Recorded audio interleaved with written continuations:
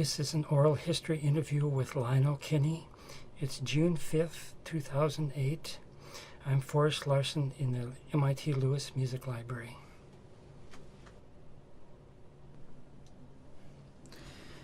It's my honor and privilege to welcome Lionel Kinney.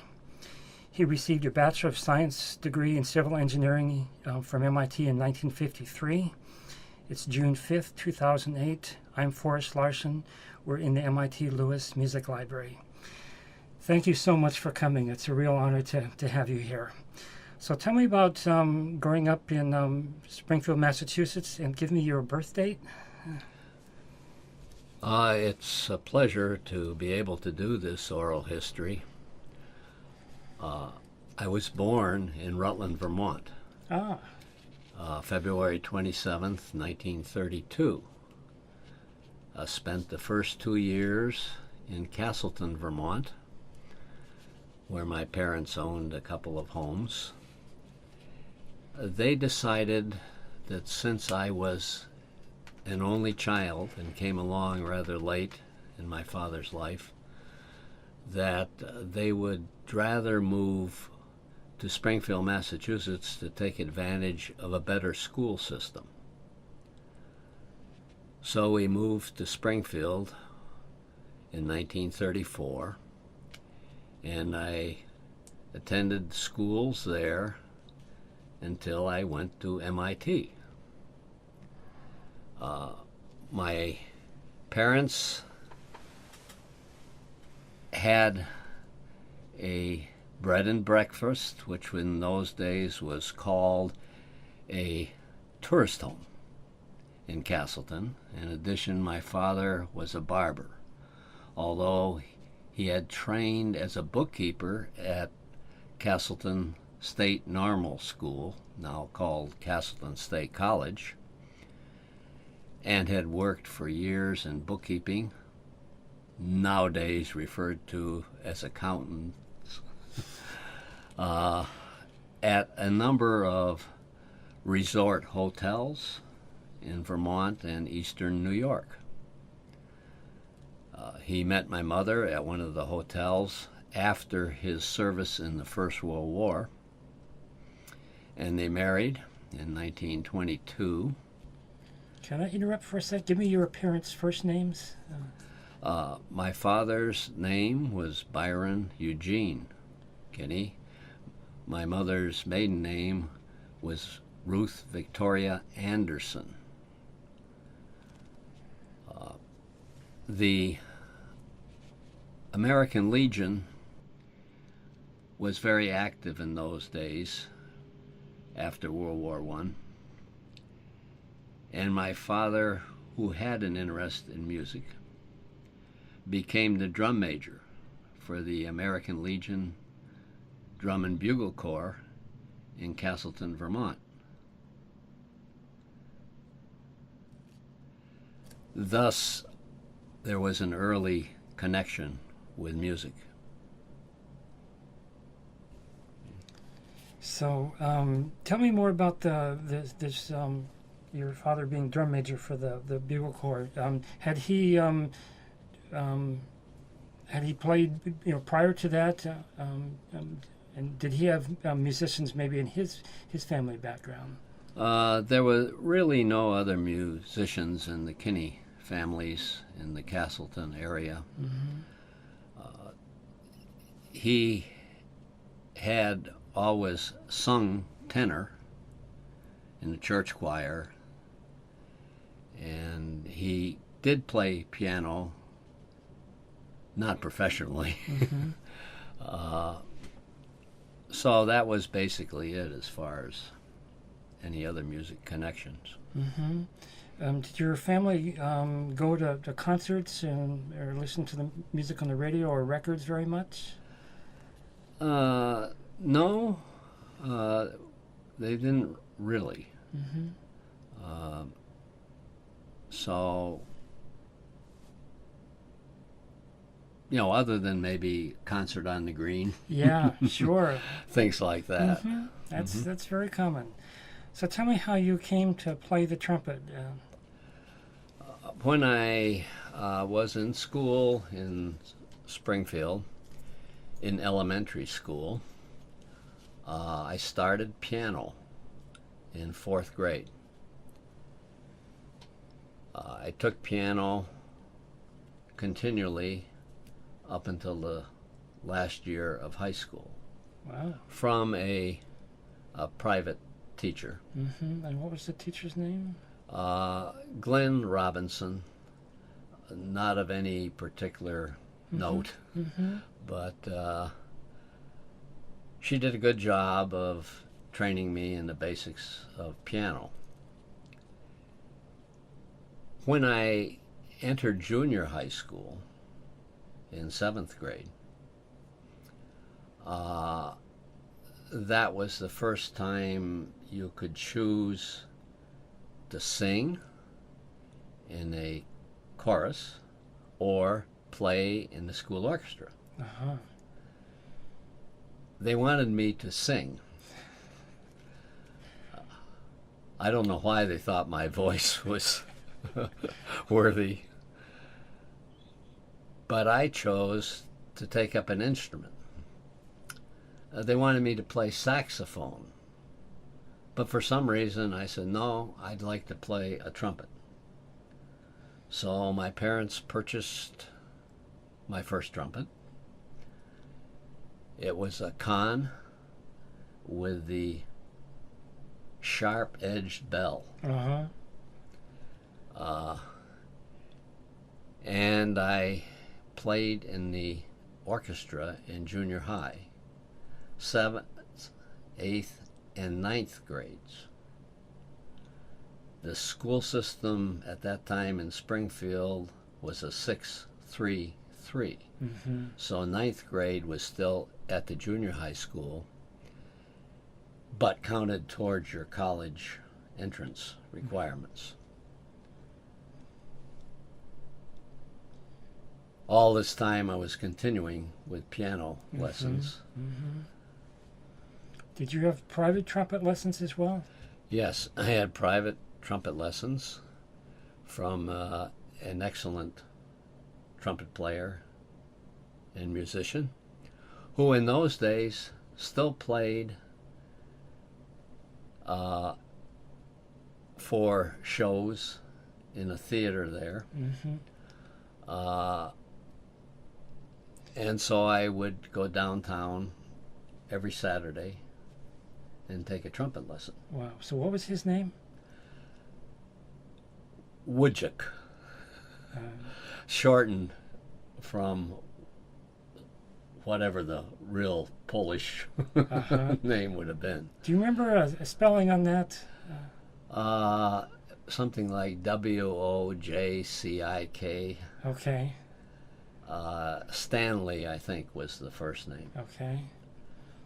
But in those days, you still had the variety shows, and my parents liked to go to some of the variety shows.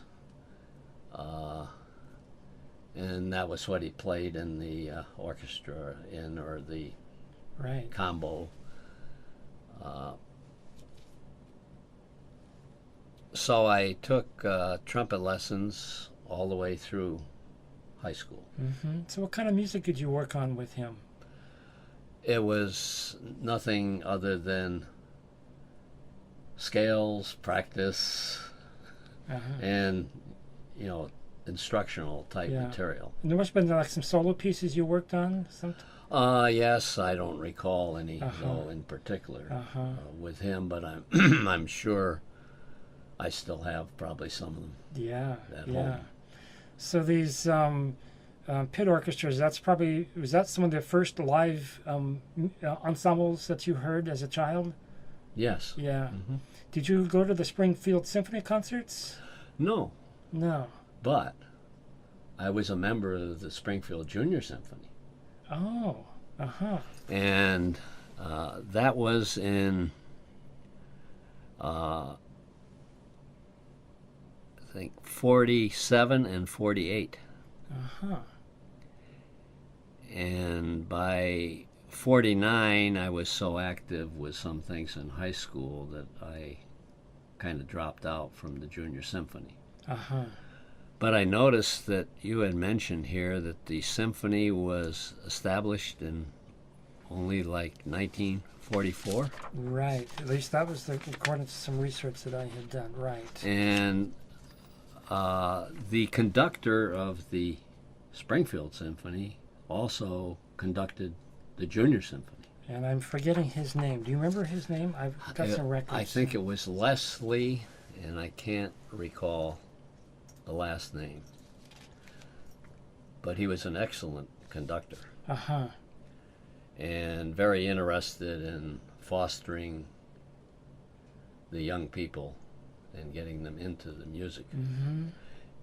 And I think it's probably unusual to have the symphony conductor actually conducting a junior Right. symphony. Right. And we did give concerts at the city auditorium, Mm-hmm. like twice a year. We practiced in the main hall of the Museum of Modern Art Uh-huh. in Springfield, like every Monday. Uh-huh. Do you remember some of the pieces you played with that group? No. Uh-huh. I had quite a few other activities too, besides the junior symphony. As far as the technical high school went, Right. This was a Springfield Technical High Right. School. Yeah. I was in the marching band. Uh-huh. There was really no concert band, although we did play some concerts and competed in some competitions as far away as Maine.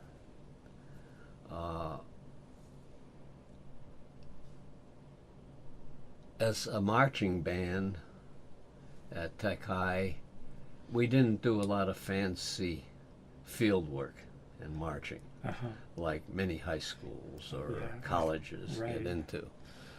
We really had no place to practice that.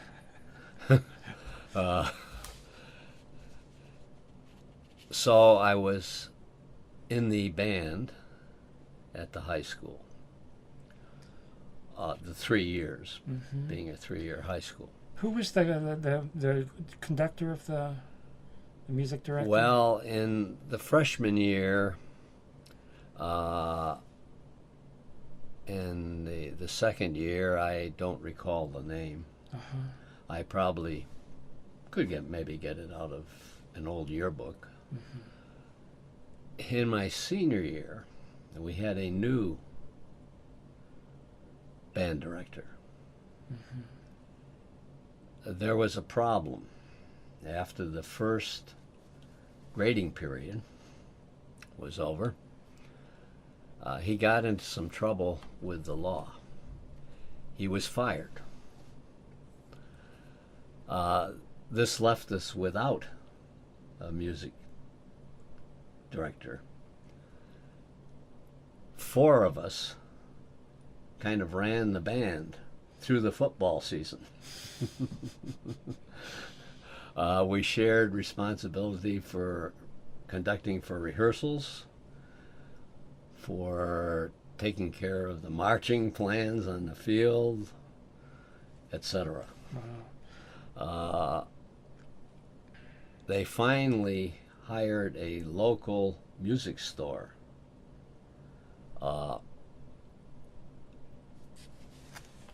man that name was Stroman. And he was good. He was a musician.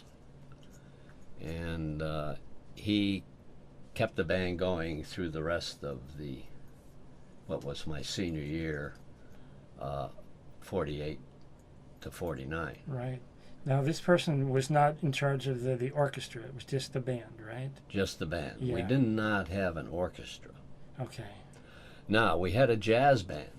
So in the that junior time. high, you had an orchestra, but not in high school. Right. We had an Interesting. orchestra in junior high, but not a band. In high school, we had a band, but not an orchestra. Now, you have to recall, this is a technical high school. Mm-hmm. If you went across U.S. Route 20 in the middle of Springfield to classical high school, you had an orchestra. Okay. The education system was divided into technical high school, classical high school, commerce high school, and trade high school. And those just went exactly with the type of education you went through. Right. In technical high, that was headed towards schools like MIT. Okay. Yeah, I wondered. In the high school, there was also a jazz band called it was a jazz band. Its major purpose was to put on an annual show called Tech Tantrums. Okay? And I played in that jazz band for 3 years. Wow. The show was quite a production. One year, in fact, it was my senior year, it even included freezing a skating rink on the stage so that they could have a skating display, ice skating. My goodness. There was like an accordion duet. The jazz band, of course, was kind of the background for the whole show. Right. And it was a real fun thing to participate in something like that. And then outside of high school, I was in the American Legion Post 326 marching band. And as a auxiliary to that, there was a small combo band that was directed by the director for the marching band. We played weddings. We played at some taverns. We played at some supper clubs. Yeah. We played for money. Yeah. With the combo. Now, in that, I played piano. Oh, interesting. Not trumpet. Wow. Piano players were hard to come by. And since I was well versed at playing piano, I played piano in that, and then another small separate band made up of some students from Tech High. Wow. And that was all gigs for money. Yeah. So Of course, in those days, $5 went a long way. for a night was pretty good. Yeah. Do you remember some of the music that you did with that combo? Typical big band music. If we played at the Blue Moon Supper Club, of course we played Blue Moon. Yeah, yeah. We played quite a lot of Gene Krupa Yeah. and Stan Kenton music. Okay. When we played weddings, polkas. Polkas and more polkas.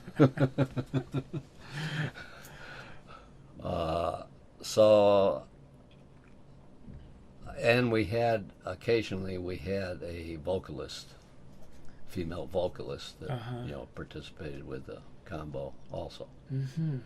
So I was very active. Wow. And didn't have time for much else Yeah. than music during high school. So, as a child, tell me about your interest in science and engineering before you came to MIT.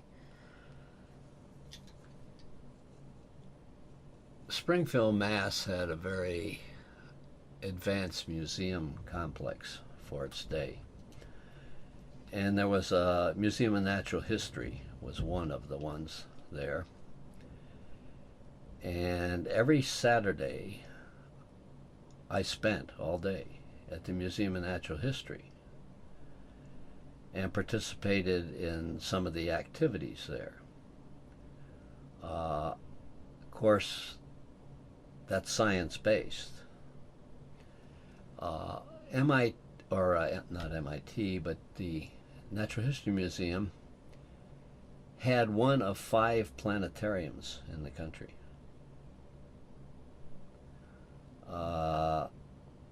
It was the only single ball planetarium, and the designer of the instrument was Frank Korkas.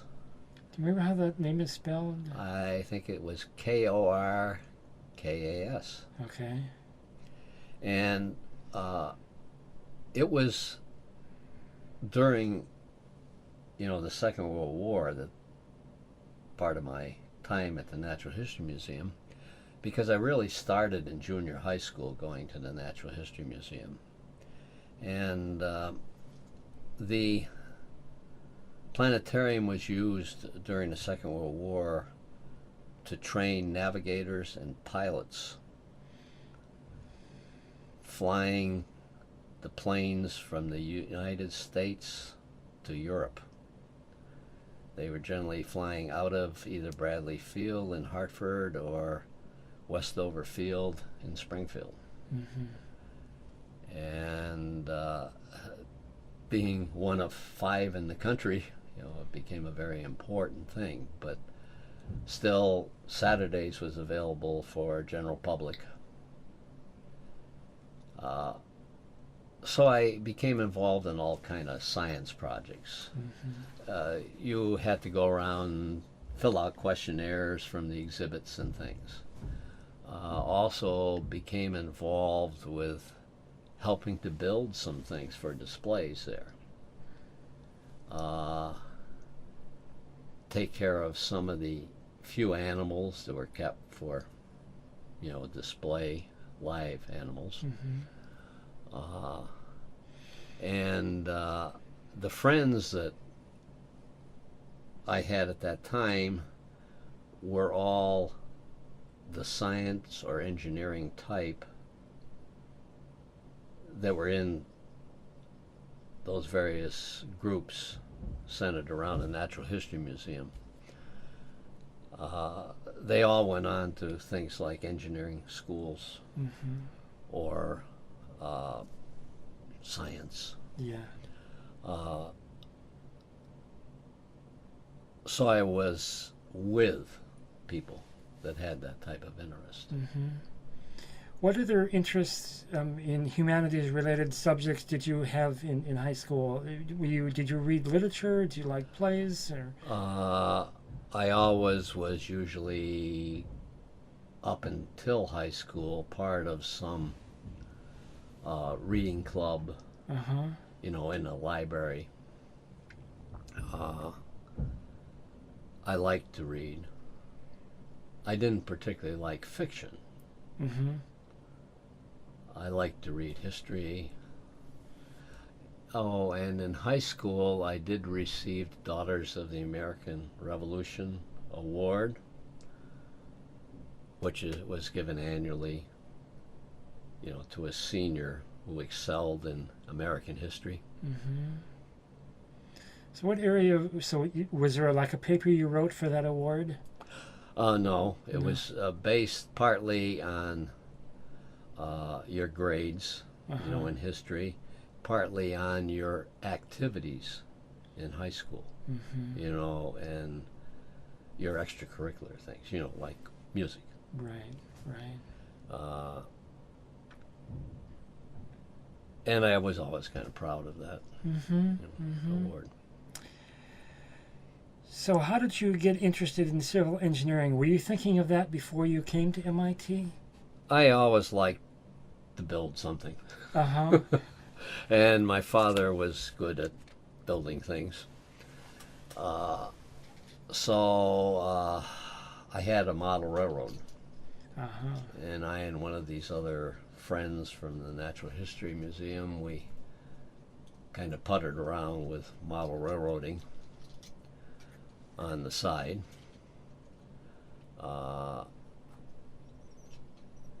I did do a little with the Model Railroad Club after coming to MIT, but I sort of got out of that area. Whereas a couple of my other friends went on to the full-size things, like a trolley museum.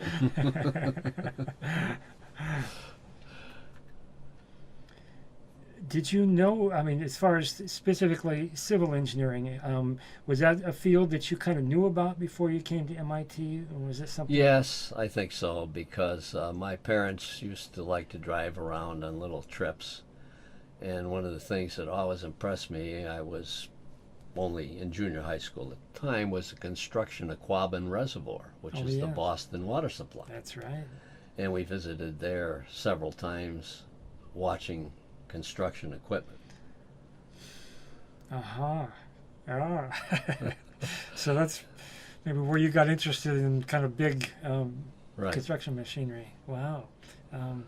So you started at MIT fall of 1949, is that correct? That's correct. Yeah. And I was accepted without examination based on my standing at the technical high school in Springfield. Wow. If you were in the top 10% of the class graduating from Springfield Technical High School, you could apply and be accepted Fantastic. at MIT. Wow. So when did you decide to be a civil engineering major at MIT, and how did that come about? I was already interested in, construction and things of that nature.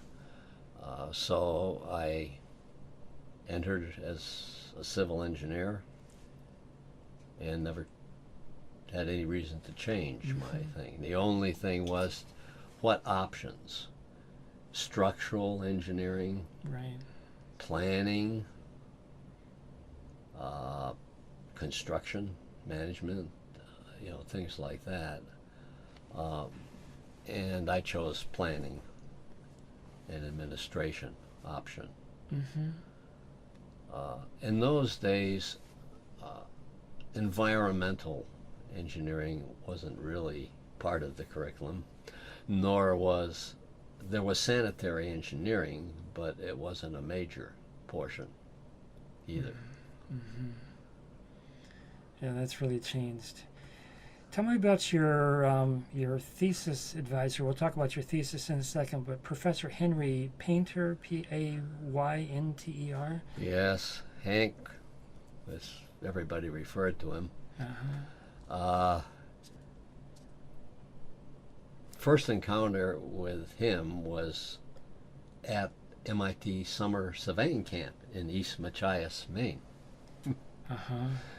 And went up there not in the right sequence, because after my freshman year, the first summer, I still had a summer job in Vermont. And normally you went to surveying camp after your freshman year. So I went after my sophomore year. And Painter was one of the major instructors there. He didn't really seem to think that my topographical plotting was up to par, but anyhow, I got decent grade.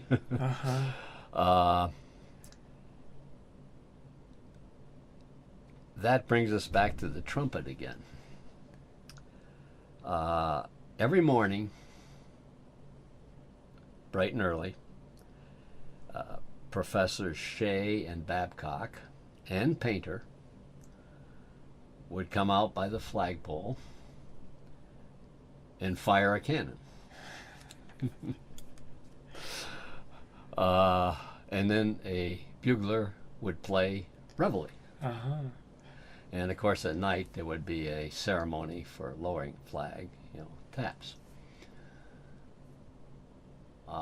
Fred Brecker, who is currently our 53 class president, was the bugler. Well, I guess some of the other students didn't appreciate his bugling, so they threw his bugle in the lake. I had my trumpet with me. because I always took it, usually kept up a little with my practice. So I became the camp bugler. And of course, being a valuable instrument, and personally owned, it didn't get thrown in a lake. But maybe I was a little bit better than Fred at playing. And then I didn't encounter Hank Painter again until he was assigned as my thesis advisor in my senior year. So your thesis was called Effects of Dam Construction on Connecticut River Backwater Curves. This was your bachelor's degree thesis in 1953. How did you get interested in that thesis topic? Many years ago on the Connecticut River, there was rapids that could not be navigated between Hartford, Connecticut, and Springfield, Massachusetts. Otherwise, you could navigate the river from Long Island Sound all the way to Hartford. There was a dam built way back in the early 1800s with some locks, a low dam on the Massachusetts side of the state line, to make it possible for the boats at least to reach to Holyoke, Massachusetts, which is a major water-powered mill town. And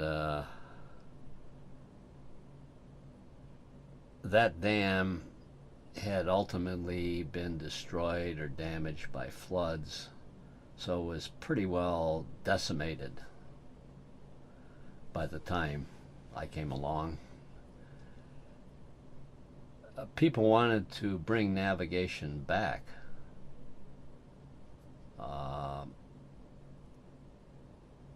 So there was plans afoot to build a new dam and locks in essentially the same location, just south of Springfield on the river.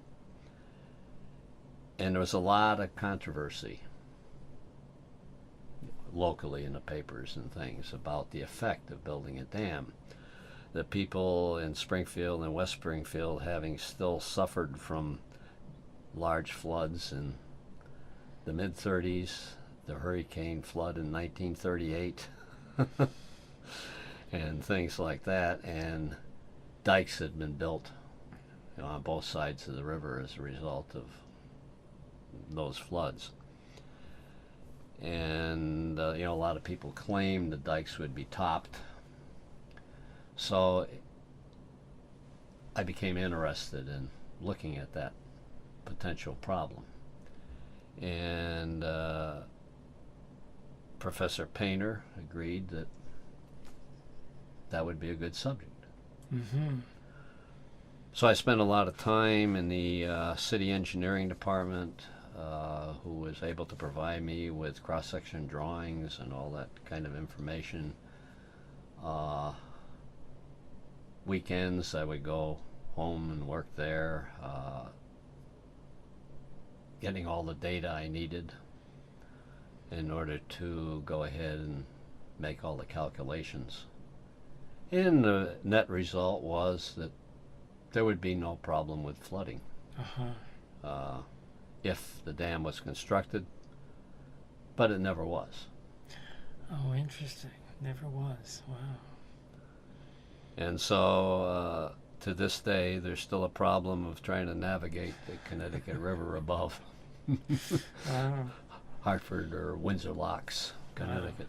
So was your research used by the engineering department there, your data? No, I don't think it was ever used. It was, I guess, an impressive enough thesis to earn me an A. So yeah, I was pretty impressed with the work. I'm not an engineer, but there's a lot of work that went involved in that. In those days, you didn't have the advantage of computers. Yeah. So you did all your calculations longhand That's right. or slide rule. Yeah, there's a lot of. Did you have a particular interest in river hydrology? I still am Uh-huh. interested. I belong to the American Society of Civil Engineers, always have since, Yeah. joined here at MIT. The group that's called Water Resources and things, I still receive, literature from that subgroup of the American Society of Civil Engineers. And I've always been interested in reading about canal construction and things like that. Yeah. It's just interesting, Cool. historically. Yeah, absolutely. It's a fascinating subject. All right, so moving on to MIT. The Charles Hayden Memorial Library was dedicated on May 19th, 1950. But the previous year it had been occupied, but the formal dedication was 1950. And for this dedication, MIT had commissioned a piece from the Czech composer Bohuslav Martinu. It was a trio for violin, cello, and piano. Did you happen to be at this dedication ceremony? No, I was not, and I have no idea who the cellist was. Yeah, I've since found out who that was. So it was Klaus Leitman playing violin, Gregory Tucker on cello, and George Finkel on cello. Does that name George Finkel, was he possibly involved at all with anything at MIT? I don't recall that Okay. name. I don't think that he was. That name is vaguely familiar, and I'm going to try to figure out more, learn more about him. So the Hayden Library building had a number of different wings to it, and the what now is the music library was planned as a listening lounge and not as a library, but that changed very shortly afterwards. Did you spend much time there in the library? No, I did stop a couple of times and listen to some music. That was when there was special large speaker unit that was up in one corner. What would be, I guess, northeast corner. And it was built by people at MIT. That's right. I had connection with a music librarian here in connection with the work with the music clubs, who was very helpful with some of our music club activities. I think her name is Dusha Scott. Yes, right. From the yearbook. I wondered, they mentioned a music library, and I wonder if that was referring to the music library in here. Yeah. Okay. It was. And she and Mary Torrey, who was the secretary for the three music professors, Oh, okay. were both very helpful in taking care of lots of paperwork and handling, procurement of scores and things for Right. concerts, and helping with some of the ticket sale processing and many things.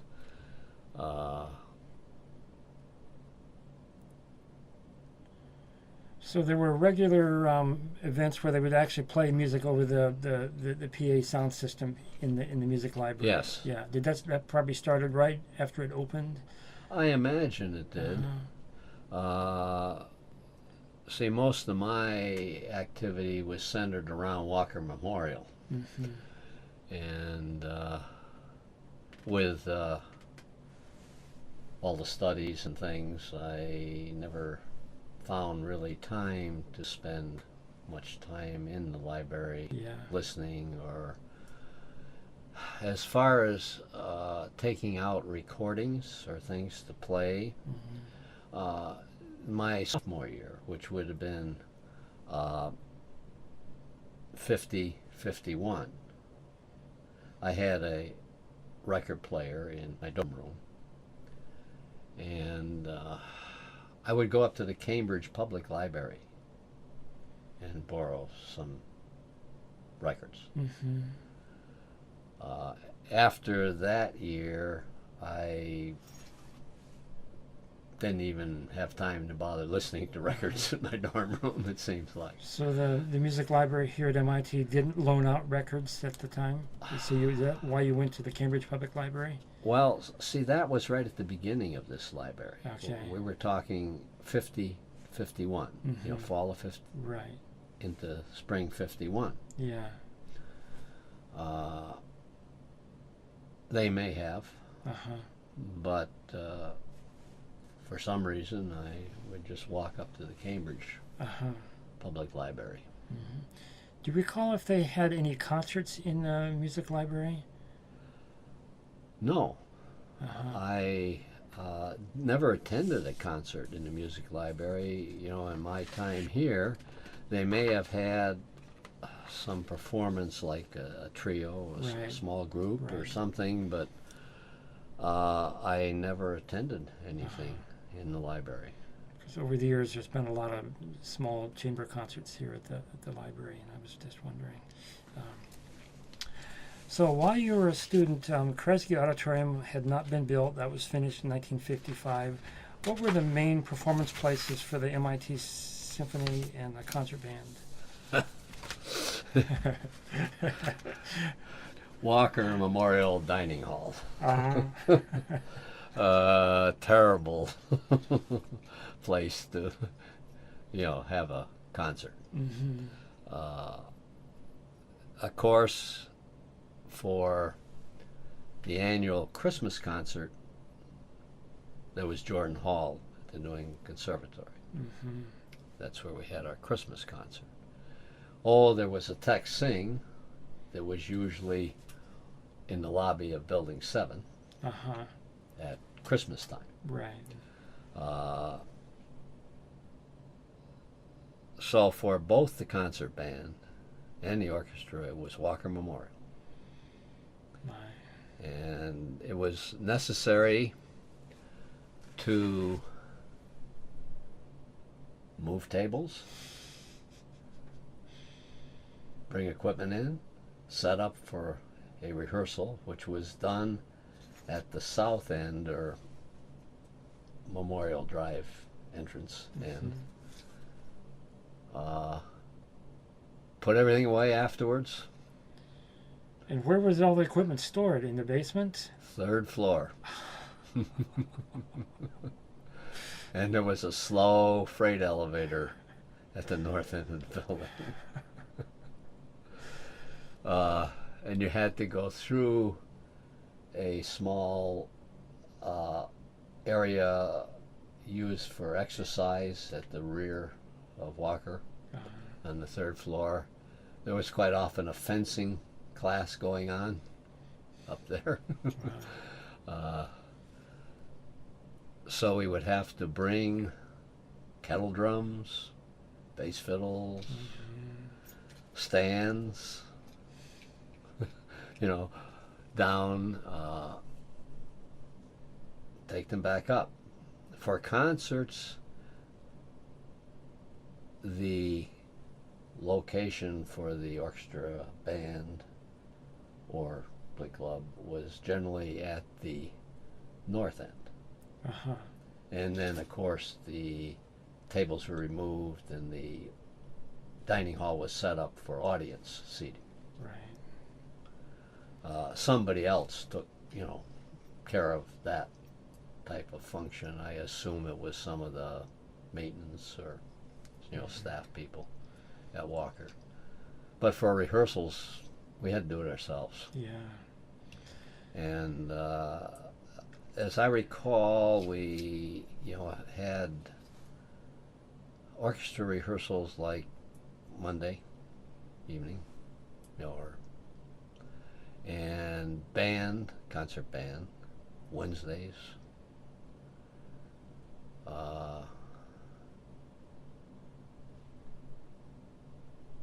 The Tectonians generally didn't rehearse there. But in the glee clubs, choral groups rehearsed over in Building 2. Oh.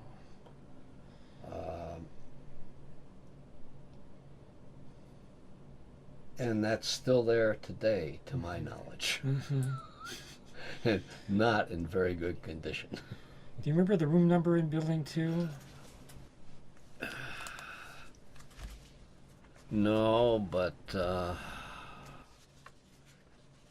can show you the location. Well, we can look at that later. Okay. Yeah. Were there any practice rooms for people to practice individually? That's been an ongoing issue over the years. And the practice rooms were generally the second floor of Walker, each side of the main entrance. There were pianos available, grand pianos, and you could also have other practices there. And I think probably the Tectonians, Logarithms, groups like that did some of their practicing there. Beyond that, there wasn't really any rooms. If you lived in a dormitory, you had to practice in your dorm room. yeah. And of course, during my freshman year, I was lucky. Through a little underhanded deal, I was able as a freshman to get a dorm room on East Campus.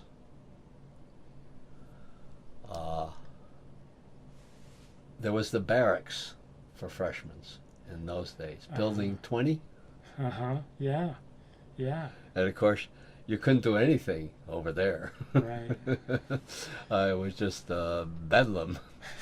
So people would come to places like the music library to study. Yeah. Or over to East Campus, maybe a lounge,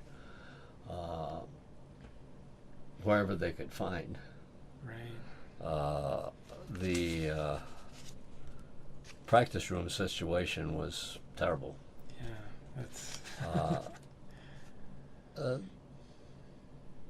The pianos were in good condition. We had a pianist who practiced and played at the Boston Pops, Tech Night at the Pops concert, called Eve Miller. He played Mendelssohn's G minor piano concerto at Tech Night at the Pops. Fantastic. And I can remember for a whole year hearing him there in Walker practicing. Did you do any piano playing when you were at MIT? No. No. No, I was strictly trumpet or management type functions. So did you play trumpet in the MIT Symphony for all 4 years? I played all 4 years, but the senior year I had to kind of drop out of most active playing, like the rehearsals for the Judas Maccabeus concert at Christmas. I was too active with other music club business. Right, because you were the general manager. And things like ticket sales, etc. The student leader in the fourth year, the one that kind of took over and took charge for me. Student leader of the orchestra. Yeah, the orchestra was Alan McKenzie, and a bassoon player. The concert band, the first couple of years I was most active in the orchestra.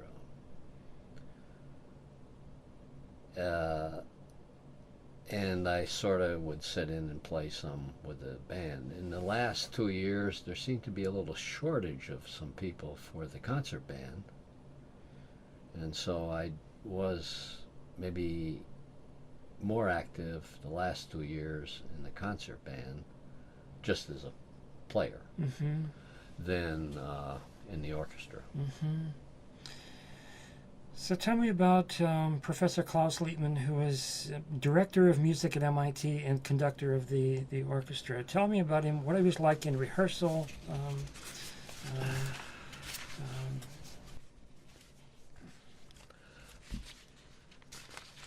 Klaus was fairly new at the time. Yeah, he started in 1947.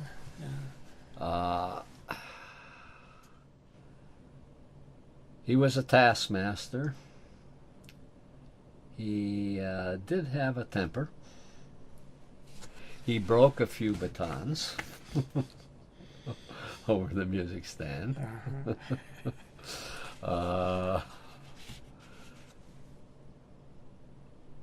But you could talk to Klaus, about music, and he had a dream. He wanted to record some music that hadn't typically been recorded, and be able to have commercial records made and the income devoted to the music program at MIT. That was how we first got into performing something other than the Messiah for a Christmas concert. So his first selection, which was not available on commercial discs, was The Creation. The Haydn creation. Yeah, wow. And that was followed in the next year, 51, by the Elijah. And that's Mendelssohn, right? And then in the December of 52 by Judas Maccabeus. And that was Handel, yeah. And then there was also another recording made in the spring of 1951 of some Bach cantatas.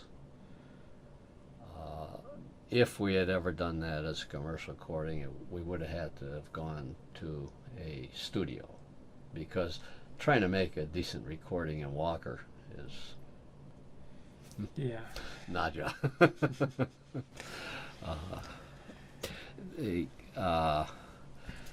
Because of problems with recording at Jordan Hall,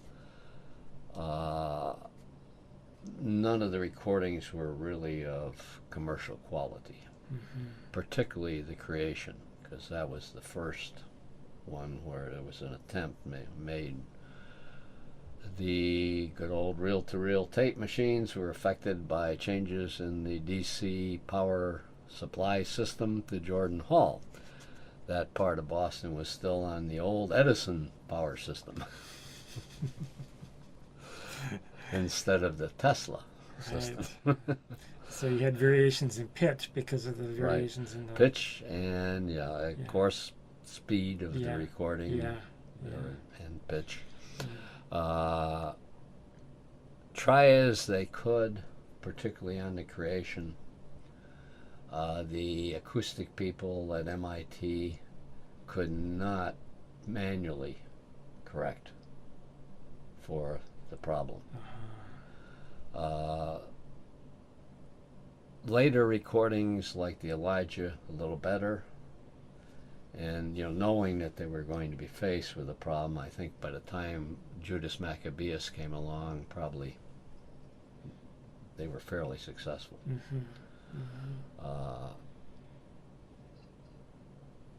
The one thing that I didn't like about those Christmas concerts at Jordan Hall, the organ tended to overpower everything. And we had very good soloists that were hired for the concerts, including Elijah. I think we had Phyllis Curtin. Oh my goodness! Wow. As soprano. And of course, at that time, she was very well known in the opera Right. field. I'm not sure how Klaus arranged for soloists, but we always had good soloists. You know, professional Right. people.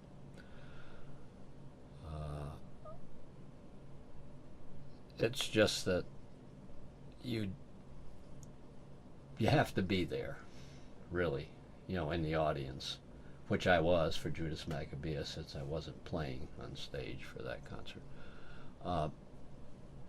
You have to be there in the audience to realize how the organ can just overpower everything. It was the professional organist that usually played at Jordan Hall that was the organist. So getting back to Klaus Liebman as a conductor, you said he was a taskmaster, but was he also inspiring? Some taskmasters also have a way of being inspiring at the same time. No, I wouldn't say so. Uh-huh. And at some later time after I left, graduated, I don't know, 54, 55, I know that some of the orchestra people that were still here and playing quit. And I think they were getting disgusted, and I don't know any particular details. I know in the case of a couple, they left the orchestra and they switched over to Glee Club. Uh-huh. It's possible, maybe, if you wanted to contact and talk to Jack Dennis a little, Yeah. you might find out some more details if he was willing to talk about it. Did Klaus give you an idea about what his expectations were, or were they just these some conductors that give you an idea about what they're looking for, and sometimes they don't? I would say that he didn't, you know, just reiteration and correction, you know. Did he talk about composers or pieces that he was particularly interested in? Did you get a sense about what really No, interested him? no, other than his dream of making these commercial Yeah. recordings. Yeah. It's also interesting. Klaus Liebman was a violinist, but he had a particular interest in choral literature. Do you have any sense about kind of where that came from for him? No. And why that was? No. His daughter, who was in high school at the time, played with the orchestra. Oh, what's her name? Lisa, And she played what instrument? violin. Wow. But no, I don't know of his connection with choral work.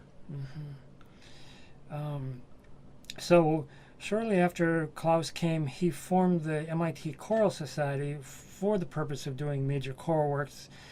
You know, the Glee Club repertoire was oftentimes more, you know, light and Right. and Well, you see, popular. that would have been needed for the oratorios. That's right.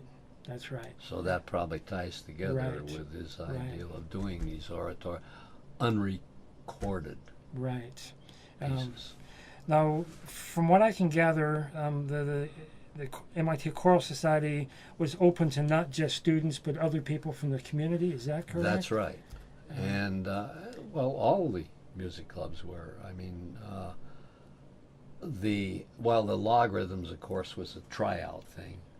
The jazz band, the Tectonians, of course, that was more or less tryout too. But the orchestra, the concert band, and the Glee Club, and the Choral Society were all really open. Of course, the Choral Society wasn't officially part of the music clubs. Right. It had its own management president. A lot of the people would have been on the staff at MIT. Mm-hmm. Others would have been just from the local Cambridge area. We had, a few of those in the orchestra.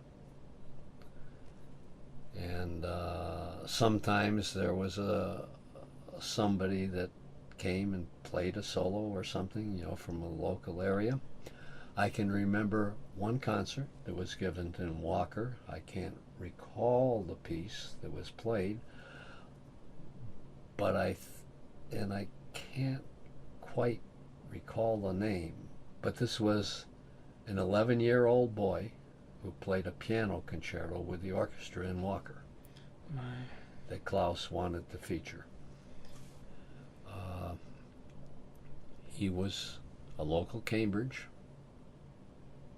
musician,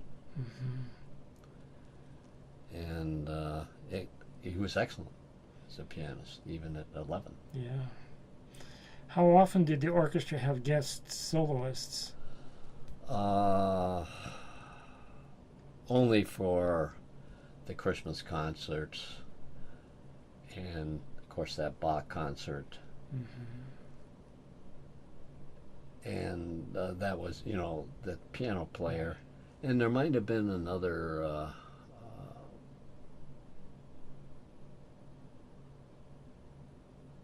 trumpet player at one time that played Copland's Quiet City. Oh, beautiful piece, yes. Yeah. And those are only, that boy pianist and the Copland is the only two other ones that I recall. Were there ever any student soloists?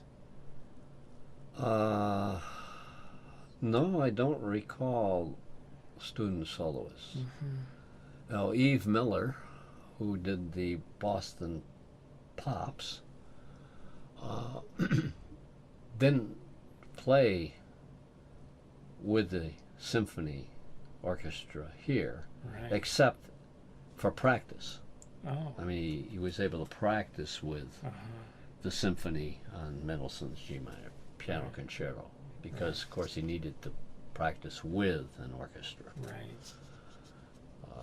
But no, he didn't give a concert here that I can recall. So moving on to the MIT concert band, your junior and senior years when you were active with the concert band, right? Yeah, mostly So talk because about- that was a little easier to take, to fit into my schedule than the symphony. Talk about John Corley as a conductor. What his Well, John was decidedly different from Klaus. John was very amicable. He didn't break batons on the stand. I think there's quite a few times he probably counted to 10 before commenting to the band. But it was usually a very constructive experience. And he was very well liked.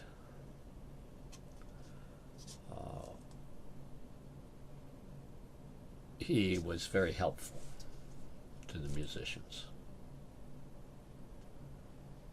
And I was very glad to know that he went on to be symphony conductor and for all those many years that he was here. Right. We did have another musician group at MIT, and that was the ROTC band. Oh, that's right. You mentioned on the phone to me about that. Yes. And if you played in the ROTC band, you didn't have to do rifle drill over at the Armory, on the corner of Alma and Mass Avenue. Wow. So naturally, I immediately joined my freshman year when I joined ROTC, the band. And the military had a director for the band, Major Harris. Do you remember his first name? I think it was Frank, but I'm not quite sure. Okay. Anyhow, you'll see him in one of those pictures I have playing a bassoon with the symphony, Oh my. because he played with the symphony all the time Uh-huh. as a bassoonist. And he was here all 4 years as director, of the ROTC band. Mm-hmm. And so we would go over there and we would march out on the athletic field, or we would practice in the armory. Uh-huh. And what kind of events did you play for? For the annual ROTC parade. Mm-hmm. And then sometimes he could arrange for us to go outside. At one of the concerts that we did play was for a girls' school, the House of the Pines, down south of Boston here, somewhere. Uh-huh. One of those exclusive prep school kind of places. And so we did, a couple little concerts on the side like that. Do you remember the kind of music you played? Obviously, you would have played marches, but Yes. what other kinds of stuff did you play? Do you? In the ROTC Yeah. band, just basically Uh-huh. military Yeah. marches Mm-hmm. and Mm-hmm. things of that nature. Because, of course, that was part of our ROTC. Right. Right. I want to get back to some more things about John Corley, the conductor of the concert band.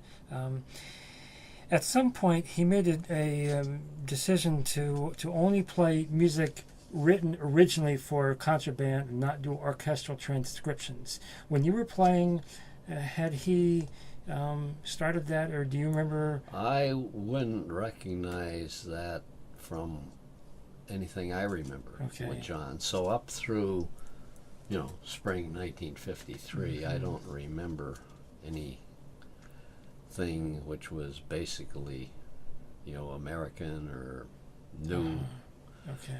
composers. Okay. I wondered when that started. Probably subsequent to my time. Mm-hmm. Was there any particular music you did with the concert band that kind of got your interest that maybe at first you didn't like, but John kind of encouraged people to like, because he was famous for doing that? So.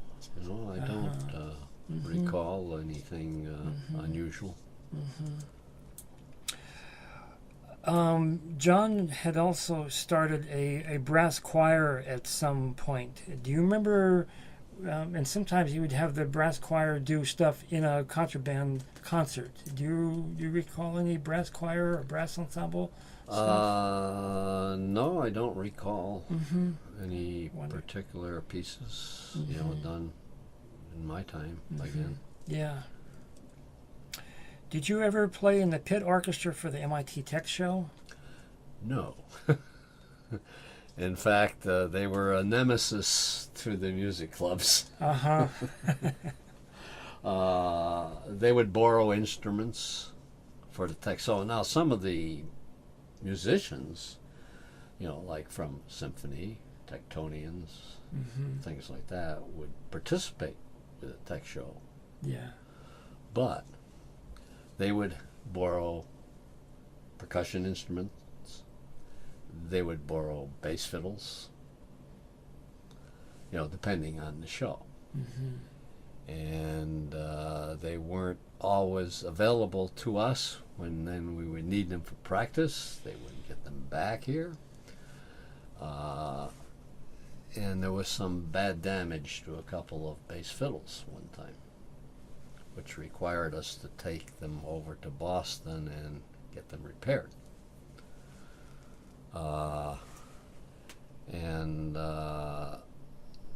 During one of the Institute Committee meetings where they had a representative and I was the representative for musical clubs, we had a discussion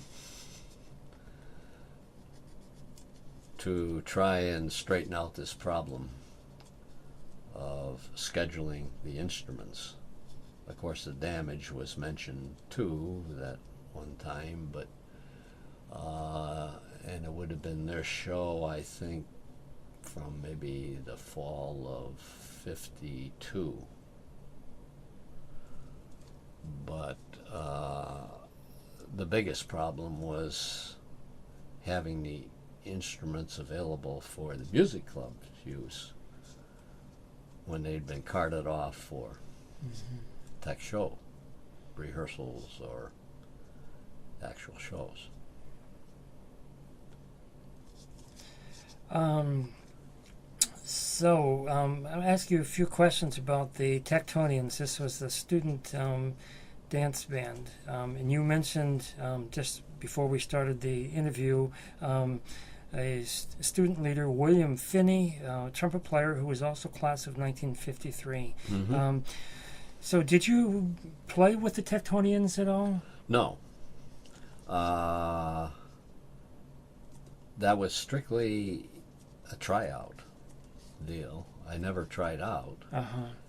And I might not have actually been good enough because I wasn't that good at ad-libbing or improvisation. And of course, in a jazz band, you had to be able to. Yeah, you had some of that as a piano player with the group that you played, earlier. And, yes, but not so much. I mean, we played for music, even in high school. Jazz band, in the bands, you had to do some runs or something at the end of a set or something, to let the audience know or the dancers know that you weren't going to be playing for a while. And come in and bang around a little before the next set started, but that was it. I was never very good at that kind of thing. So was it fairly competitive to get into the Tectonians? I would think it was. And they were good. And they did sort of play, you might say, professionally. Right. I hear that from time to time they played professional gigs. And income they derived was handled separately from the music clubs. I mean, their income was used for their purposes, basically. It was always a little bone of contention, with the other clubs. But it remained that way even at the time I was general manager, and I wasn't able to get it turned around. Right, and that seemed to be an ongoing problem because there were times when the Tectonians were not part of musical clubs because of that issue.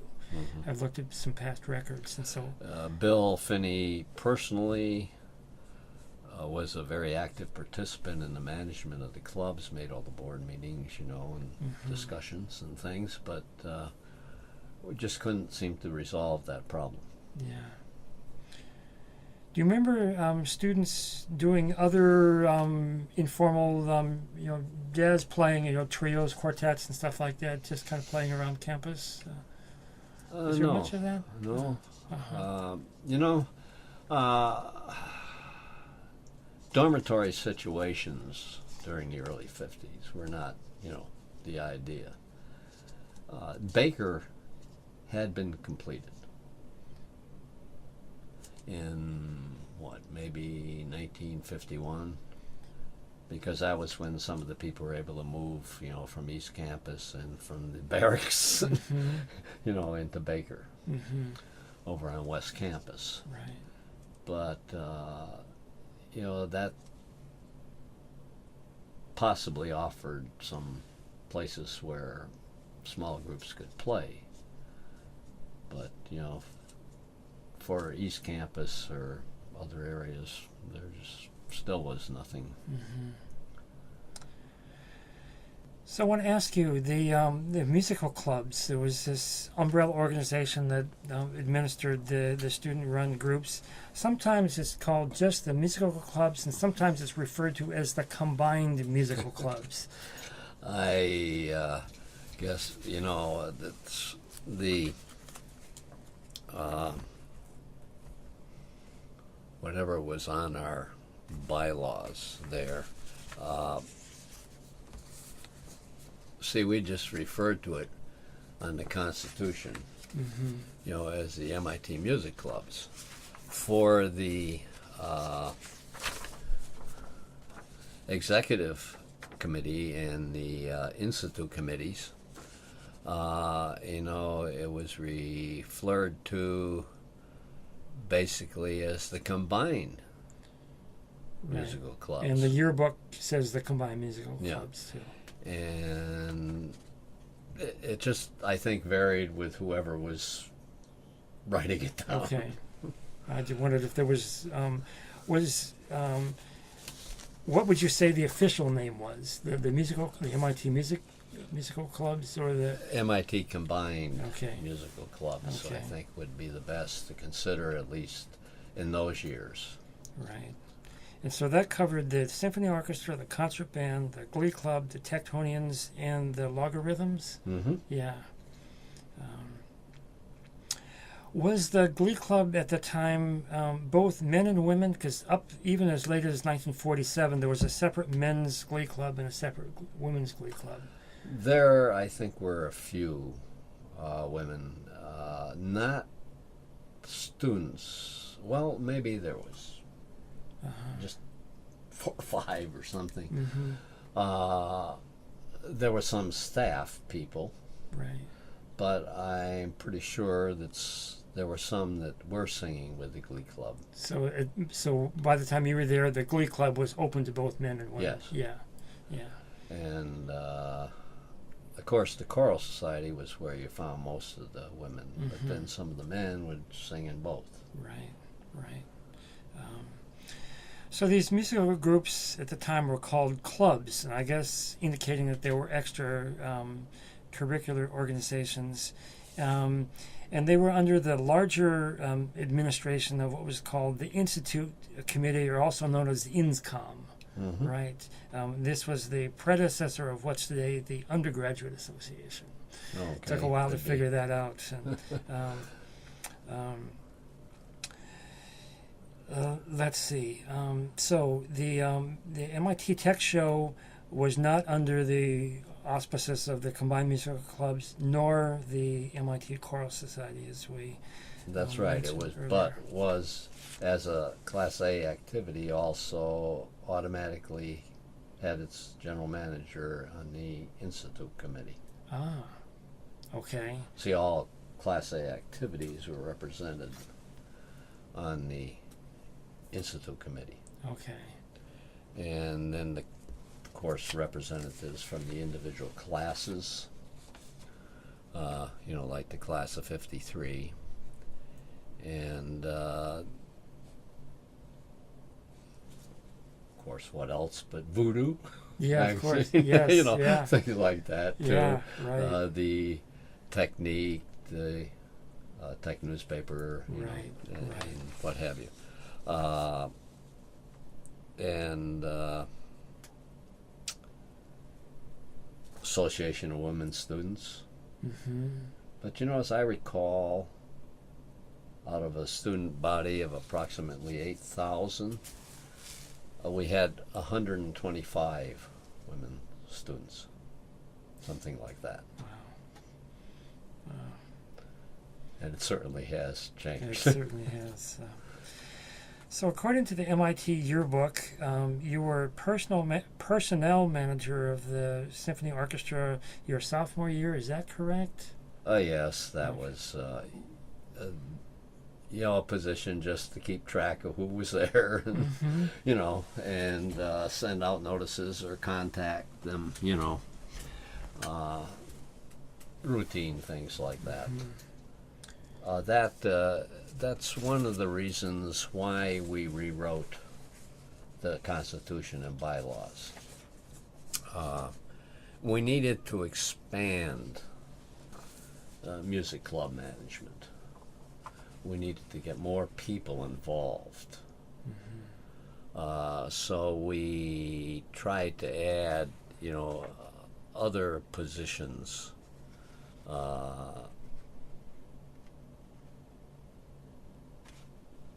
for each, club. Right. And then we also had a few little minor changes in order to fit with the revised bylaws of the Institute Committee. I'll have some more questions about that. And then you were student leader, according to the yearbook of the orchestra, both year 3 and 4. Is that correct? So you were general manager of the club, but you also. Right. I wondered about the year 4, Well, if that's correct. year 4, of course, was when I was general manager of the combined clubs. Right. Otherwise, it was in the orchestra. Right. So, And I started out year 4, as a student leader for the orchestra. A repeat from year 3. Each year, at the end of the year, the existing combined music clubs management would choose and vote on the new general manager for the next year.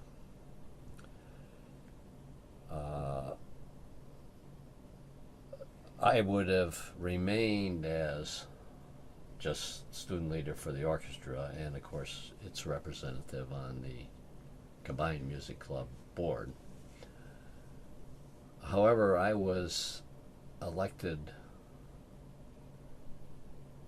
general manager for the combined music clubs over someone that had expected to be elected to that position. That person had been the concert manager for the combined music clubs at the time, had been for a number of years general manager in the orchestra, or student leader for orchestra. He resigned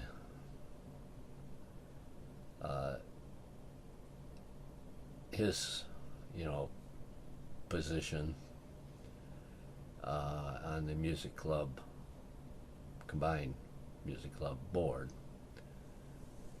although he continued to play in the orchestra. And as a result, we had to reshuffle some of the positions on the board. And we had to have a new concert manager.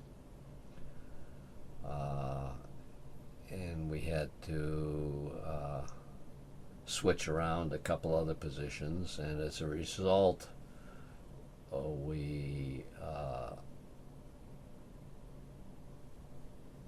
nominated and elected Ellen McKenzie to replace me sort of as student leader for the orchestra for the senior year. Mm-hmm. So I started out, but that didn't last long because we needed to have somebody that could devote a little more time to that function as orchestra leader. Right. Now, you had mentioned some of the reasons for revising the Constitution and bylaws for the musical clubs, which you had written, and that's dated January 20th, 1953. There's some other things you want to talk about. What was behind the revision of the bylaws? Well, overall, the object was to have more positions available for participation by students, hoping that if we could get more students interested in something other than just coming to a rehearsal and playing, it would expand the clubs. Mm-hmm.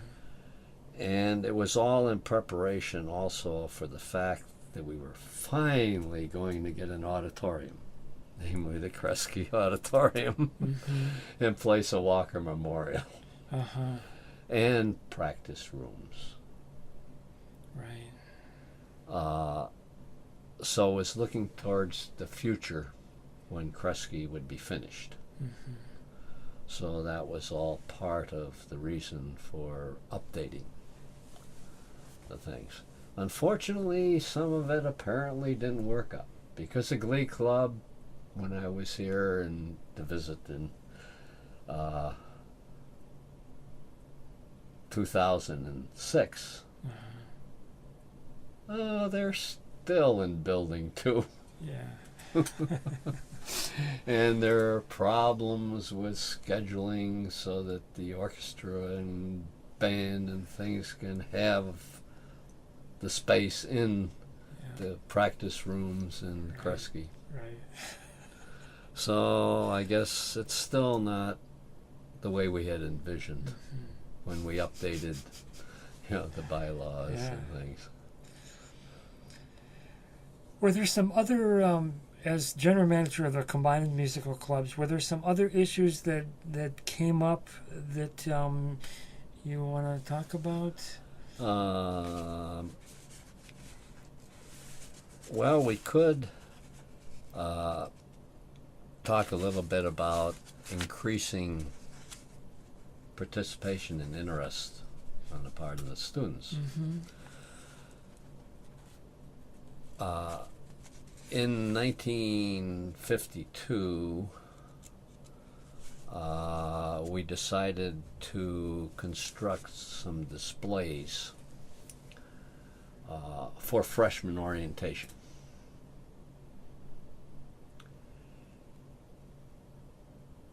And the idea was to use them to entice people to sign up for one of the clubs. In the fall of '52, for freshman orientation, we installed our display at the junction of buildings 2 and 6, where the stairs are. Actually, that's also the entrance to the Hayden Library. Right. The corridor. We had quite a large display. Most of the physical work on constructing the framework out of pipe and things for this rather large display was done by I and Jack Dennis in the 3rd floor storage room in Walker for the display work that was done by various clubs, to be attached to this framework. And we were quite successful in getting people to sign up during freshman orientation,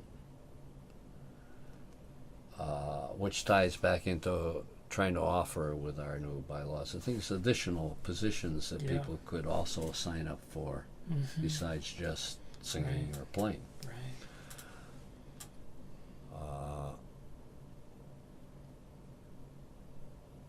I don't know whatever happened to that, after I left, but of course we still had our offices in Walker.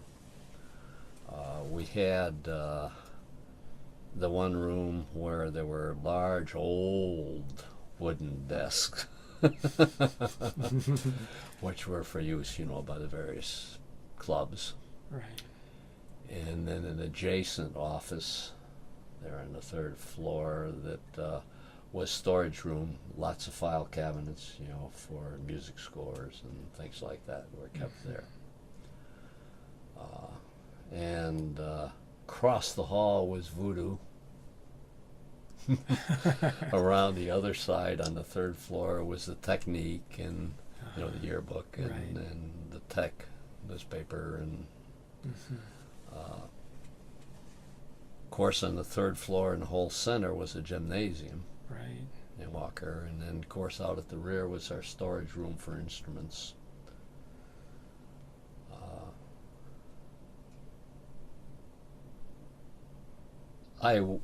would quite often help out, even though I wasn't playing that night or something, with the orchestra or concert band, because I lived on East Campus all 4 years. Come over and help bring things down, and maybe come back later and put them back. Mm-hmm. And I think we were, trying with Klaus and having discussions with Klaus and John Corley, of course, but mostly Klaus, of trying to get the music program moving more Right. at MIT. And beyond that, there's a number of other interesting, things, tasks that have to be done, like ticket sales, Mm-hmm. and other little sidelights that we can talk about. Yeah. Do you remember what the tickets went for? No, I don't. I think, though, the tickets for Jordan Hall for Christmas might have been $10 or $12, something like that. Mm-hmm.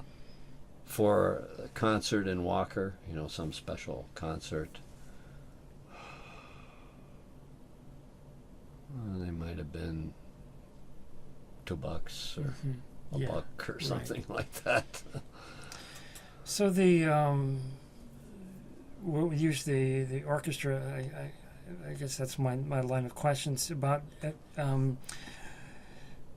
a lot of the administration was done by students. What administrative role did Klaus Liebman have with that, and how did that relationship work?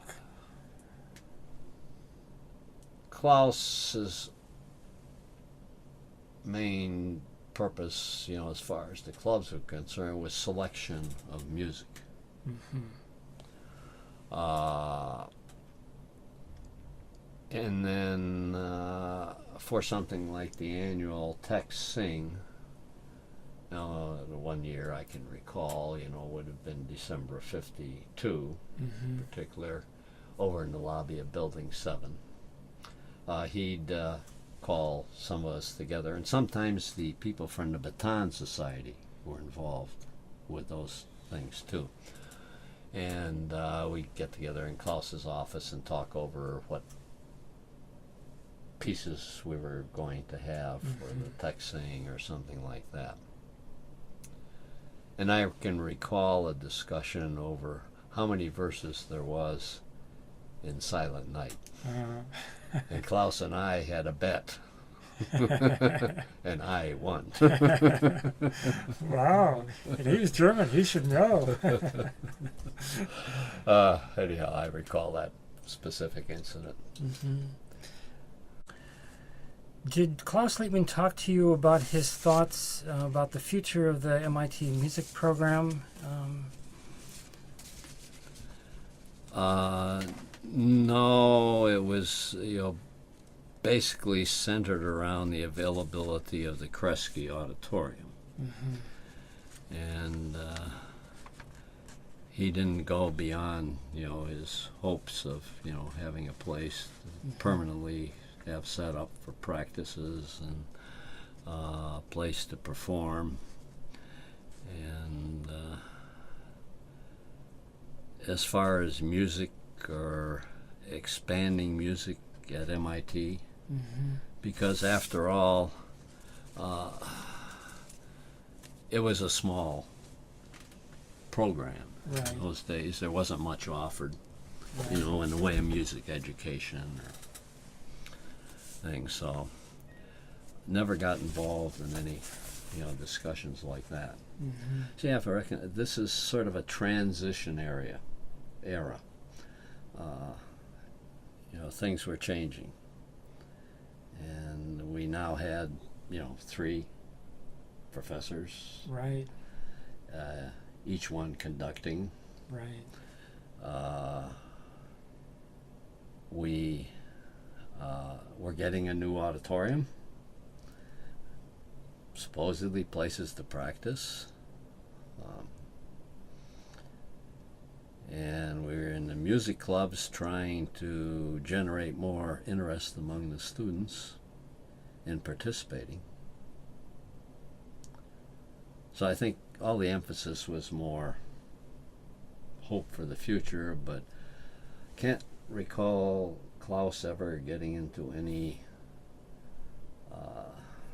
further discussion of ideas for the future.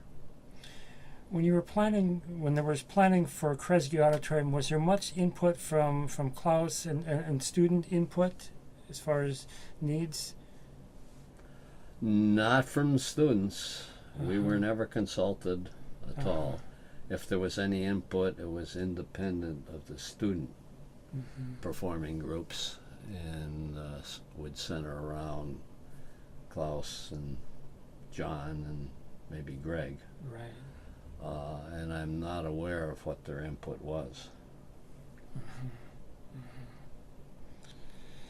So I want to ask about this organization that's no longer in existence called the Baton Society.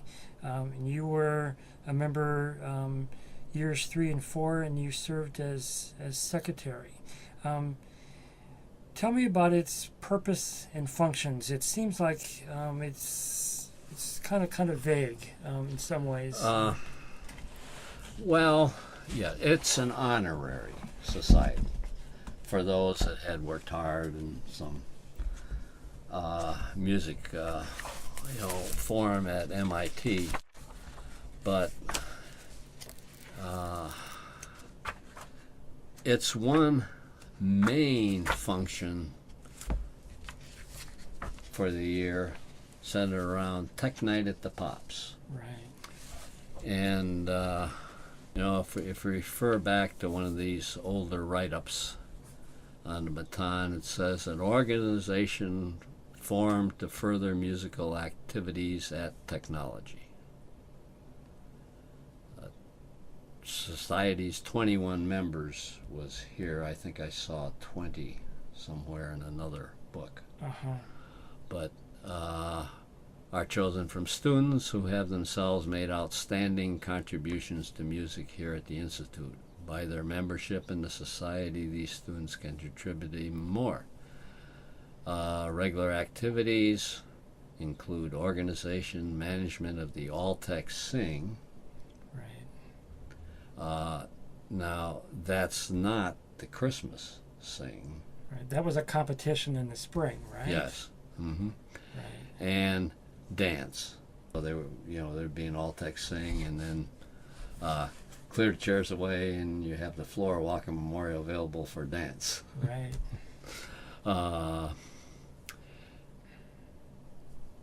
The society is driving force which revived the ideal and brought it again to its place in the yearly functions of the Institute.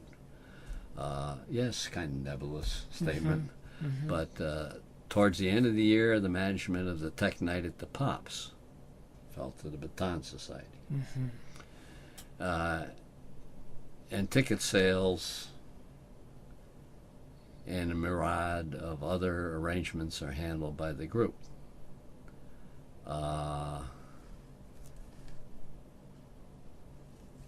They supposedly were involved, with some smaller groups, but there just weren't. There wasn't much going on in the way of smaller groups, recitals, things like that. Right. At least during my time.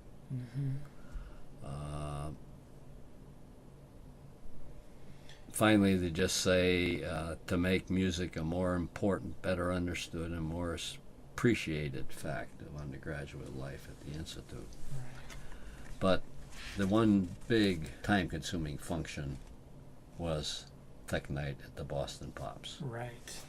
And it's quite a job selling out Jordan Hall at the price, that you had to pay over there. Oh, so was it Jordan Hall, not held at Symphony Hall?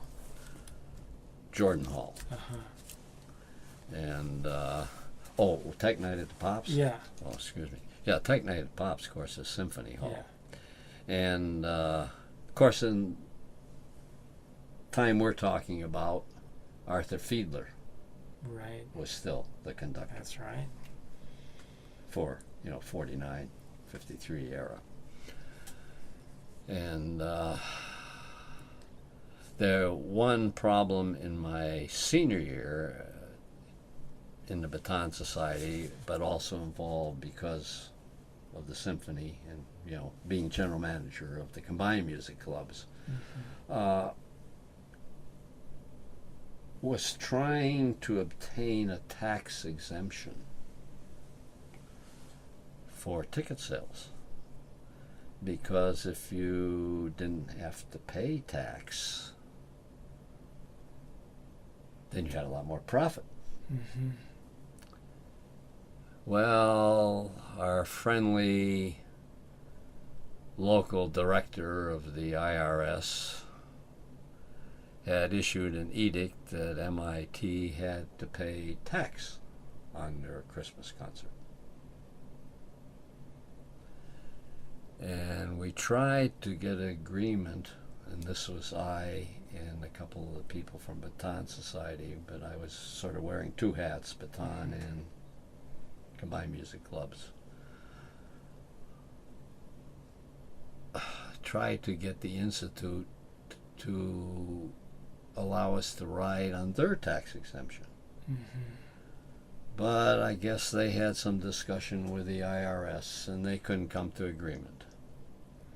So finally, I remember Jack Smith, who was treasurer at the time of the combined music clubs, I think, and also a member of Baton. We, the two of us, went over and met with the business manager at Boston Symphony, and we worked out a deal to let us ride on their tax exemption. Fantastic. And so we worked that out and were able to get the maximum profit from our ticket sales in the fall of '52. What happened after that, in later years, I'm not sure, but of course, Tech Night at the Pops is still an ongoing tradition. Right. Now, when you were involved with it, it was part of the Boston Pops regular spring season. It was Yes. Yeah. It wasn't a If you were to get a program, and this particular one was from 1983. By that time, John Williams was conductor. You find that there is, in the same program, here, there's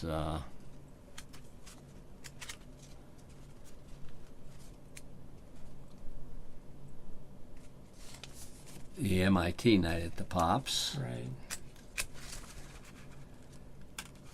And there's WCRB Night at the Pops.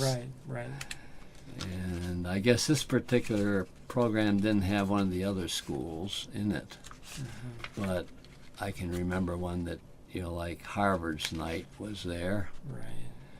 Here's one at the Friends of the Armenian Culture Society Night. So everybody had a night at the Pops. Right. So did the Glee Club always participate? It seemed like that they were kind of a regular part of the Tech Night at the Pops. Is that right? No, not necessarily a regular night. For example, this program, let's see what was on this one in 1983.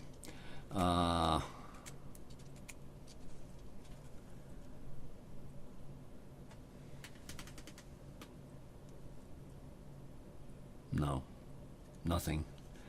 Now, see, there might be a soloist. Yeah. And that's where mentioned earlier, was Eve Miller. Right.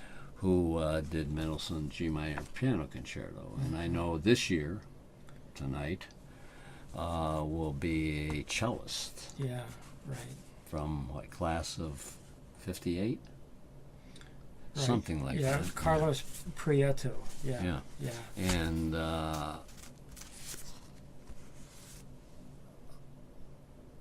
if the Glee Club participated, it would have been something special. I see. They might have been performing a new song, or something. Were any of the MIT songs sung? We always sing "Arise, Ye Sons of MIT" near the end of the program. Yeah. Now, "Arise," Ye Sons of MIT, I think they call it. not anymore.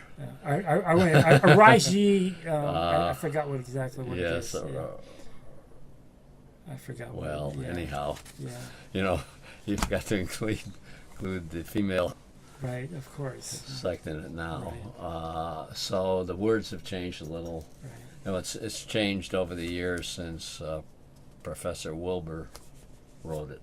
Right. Back whenever. Wilbur Yeah. was head of the civil engineering department, Oh my. which I wondered. was part of in my years here, 49 to 53. He wrote that song and the music for Right. it. I didn't And realize that he was a professor here. Yeah, and he was head of the civil engineering department. And he wrote some other songs too.